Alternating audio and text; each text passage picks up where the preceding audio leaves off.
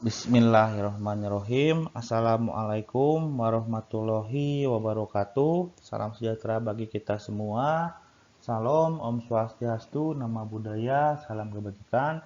Baik rekan-rekan semuanya, pada kali ini kita akan membahas materi mengenai beban anggaran pensiun pegawai negeri sipil. Dalam rapat dengar pendapat dengan Komisi 2 DPR RI, mantan Kepala Badan Kepegawaian Negara dan Rektor UGM Sopyan Effendi yang menyatakan bahwa apabila tidak segera dilakukan perubahan secara radikal terhadap sistem kepegawaian, maka ancaman ledakan jumlah pensiun PNS, Polri, dan TNI akan membuat beban belanja kepegawaian mengurangi porsi pembangunan daerah. Menurutnya, ancaman ledakan pensiun PNS pada tahun 2015 akan terdapat 4,7 sampai 4,9 juta pensiunan PNS yang itu akan menyerap 54 triliun dari belanja pegawai atau APBN dan APBD. Ketua Komisi 2 DPR RI, Khairuman Harap, menilai ancaman ledakan pensiun PNS pada tahun 2015 bukan semata-mata membawa beban tinggi pada anggaran, tetapi juga pada aspek lainnya. Untuk tidak terlalu membebani anggaran belanja negara dan daerah, diperlukan perubahan radikal dalam membenahi kepegawaian di Indonesia. Anggota Komisi 11 DPR RI mengingatkan adanya ancaman terhadap anggaran pendapatan dan belanja negara atau APBN tahun depan. Ancaman itu berasal dari biaya tunjangan pensiunan pegawai negeri sipil, Polri, dan TNI yang bakal meningkat setiap tahun. Tahun 2003 ada sebanyak 3,65 juta orang PNS, Polri, dan TNI, sementara hingga Mei 2010 jumlahnya membengkak menjadi sekitar 4,52 juta orang. Dari jumlah itu, sebanyak 424.961 yang berusia 56 tahun ke atas atau mendekati masa pensiun. Maka pemerintah harus menghitung rencana kenaikan gaji dan penerimaan PNS baru agar jangan sampai anggaran APBN hanya terbebani belanja kepegawaian, sedangkan untuk pembangunan daerah malah lebih kecil. Menurut Menko Perekonomian Hatta Rajasa, substansi dari ledakan pensiunan dan pertumbuhan yang tidak normal adalah perencanaan kepegawaian.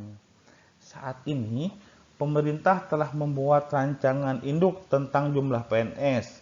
Dalam rancangan itu, pemerintah akan mengatur jumlah ideal aparatur di tiap kabupaten dan provinsi, serta porsi belanja pegawai yang tepat dalam anggaran pendapatan dan belanja negara atau APBN. Diskusi mengenai program pemberian pensiun PNS tidak saja dilakukan oleh masyarakat, namun juga mendapat prioritas dalam penyelenggaraan manajemen PNS. Selama ini, pembayaran pensiun memakai sistem pay as you go. Artinya, pembayaran dibayar saat PNS memasuki masa pensiun.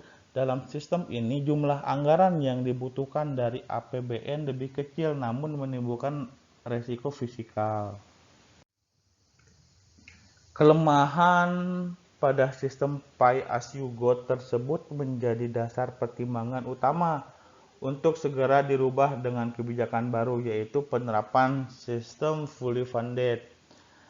Ada beberapa alternatif kebijakan pemberian pensiun kepada PNS, seperti yang pertama golden handshake, lamsam, dan pesangon. Nah, salah satu cara lain sebagai pengganti program pensiun adalah dengan menerapkan mekanisme golden handshake. arti dari golden handshake adalah pembayaran yang diberikan kepada karyawan yang diminta untuk mengambil pensiun dini atau pendi atau berhenti bekerja agar berpisah dengan baik-baik. Bila lamsam, seiring disebut dalam bahasa awamnya terima borongan.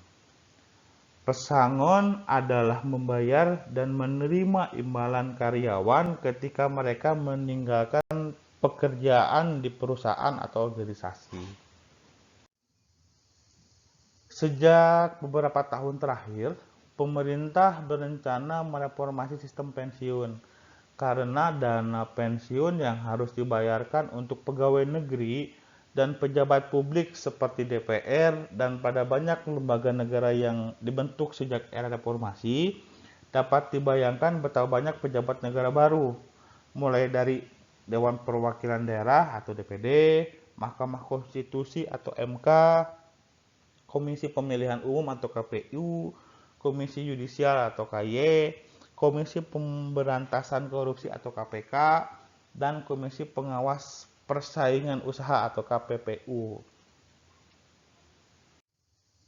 Di samping lembaga yang sudah ada seperti DPR, MPR, dan BPK, negara harus membayar berbagai fasilitas penunjang tugas seperti mobil dinasnya, rumah dinasnya, gaji yang besar, dan uang pensiun yang bisa dinikmati sang pejabat termasuk istri atau suami dan anak-anaknya. Seperti itu, mungkin sekian dari kami. Terima kasih atas perhatiannya. Wassalamualaikum warahmatullahi wabarakatuh.